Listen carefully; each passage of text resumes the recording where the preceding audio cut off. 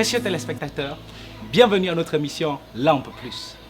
Lampe Plus est une émission chrétienne basée sur le texte biblique de Psaume 119, verset 105, qui déclare, je cite, « Ta parole est une lampe à mes pieds, une lumière sur mon sentier ». Lampe Plus est une émission chrétienne qui a pour objectif de résoudre les questions du quotidien des croyants au moyen de la parole de Dieu. Je suis Lloyd-Éric Barou-Moussavo pour vous servir. Pour ce premier numéro, je ne suis pas seul. Je suis accompagné d'un leader chrétien qui va nous faire le privilège de se présenter. Bonsoir, je suis Ronin Ngoke, étudiant gabonais à Accra. J'étudie dans l'université de la Place qu'on appelle Wisconsin University. Wow. Je fais ressources humaines. J'ai rencontré Dieu en 2004 et comme tout bon chrétien, Ça fait donc 10 ans. oui, un peu plus que cela. Nous avons de l'expérience dans le plateau. Et comme tout bon chrétien, j'apprends à le connaître au travers de la parole de Dieu. Je tiens à vous remercier et je me sens honoré de prendre part à ce programme cet après-midi sur Lampe Plus. Merci, bien-aimé Ronin Ngoke. La question du jour est, peut-on se marier sans le consentement des parents? Tout de suite le background.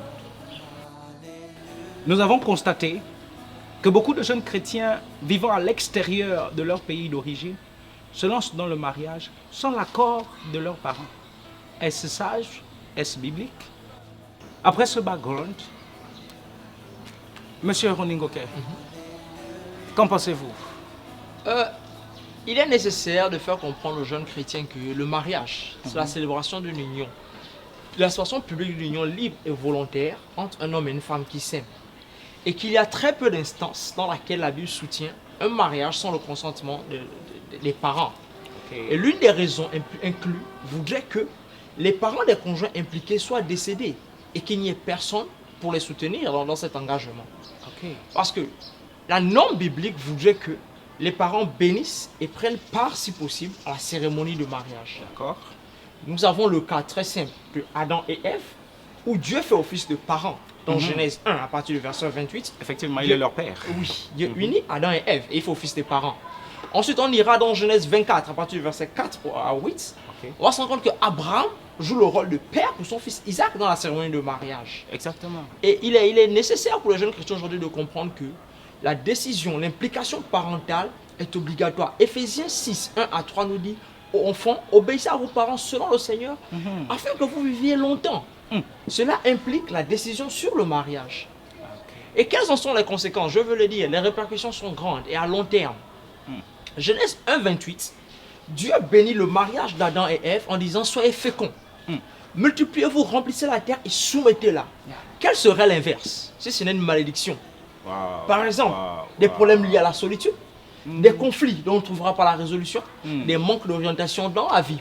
Parce que lorsqu'il y aura des problèmes concernant le mariage, l'on ne saura plus vers qui se tourner parce qu'on a frustré la relation avec nos parents. Ok. Monsieur, frère bien-aimé Ronin Ngoke. Oui. Vous savez, nous sommes en Afrique. Et lorsque nous parlons de l'Afrique, nous parlons aussi des fois de sorcellerie. Tout à fait. Et malheureusement, il se trouve des situations où certains parents ne veulent pas que leurs enfants se marient. Ok. Pour des problèmes de sorcellerie et tout le reste. Que dire par rapport à cela? C'est juste se référer à la parole de Dieu. Qu'est-ce que la Bible dit? Genèse 24, à partir du verset 4 à 8, Abraham, en envoyant son serviteur chercher une femme pour son fils Isaac, il se confie en l'Éternel des armées. Il se confie au Dieu en qui il croit, en disant, le Dieu qui m'a fait sortir de la maison de mon père ira devant toi. C'est la même chose pour nous aujourd'hui. Et ce que j'ai envie de dire aux jeunes chrétiens, c'est de croire en Dieu. C'est d'être patient et de persévérer dans la prière. Parce que la Bible dit que le cœur des rois est entre les mains des deux dieux et il les incline. Donc le père de nos parents aussi sont entre les mains de Dieu. Ce qui implique nos parents. Dieu contrôle nos parents. Et au temps de Dieu, il touchera le cœur de nos parents pour que ces derniers nous donnent leur bénédiction à cœur ouvert. Merci beaucoup, bien-aimé Ronin Ngoke. Vous avez suivi l'intervention du frère Ronin Ngoke. Alors, pour la question, peut-on se marier sans le consentement des parents? La réponse est non. Nous ne sommes pas permis de nous marier sans le consentement des parents. Pour la simple raison qu'il est écrit, enfants, obéissez à vos parents. Et enfants, honorez votre père et votre mère. C'est le premier commandement avec une bénédiction. Et la Bible ajoute que le mariage soit honoré de tous. Oui. Honoré de tous inclut les parents. Même si le pasteur bénit, honorez votre père et votre mère. Très chers téléspectateurs, nous avons quand même un conseil à donner à tous ceux-là qui se sont mariés sans le consentement des parents. Il n'est pas trop tard. Dieu est capable de faire. Mais le conseil que nous vous donnons, c'est retourner vers vos parents. Demandez pardon. Nous ne vous demandons pas de divorcer. Nous vous demandons d'aller demander pardon, de tirer de leur bouche leur bénédiction. Avec Dieu, tout est possible. Vous avez un dernier mot pour notre cher public? Brièvement, c'est d'encourager le public à faire confiance à Dieu, selon Proverbe 3, du verset 3 à 5. Ne vous confiez pas votre propre intelligence, mais en toute chose, mettez votre confiance à Dieu et il guidera vos pas. Même sur la décision du mariage, la réconciliation avec vos parents, l'accord parental, Dieu vous guidera si vous lui faites confiance. Merci. C'était l'Homme Plus, une émission de Perfect Plus dans les studios de Studio Plus. Nous émettons depuis Accra.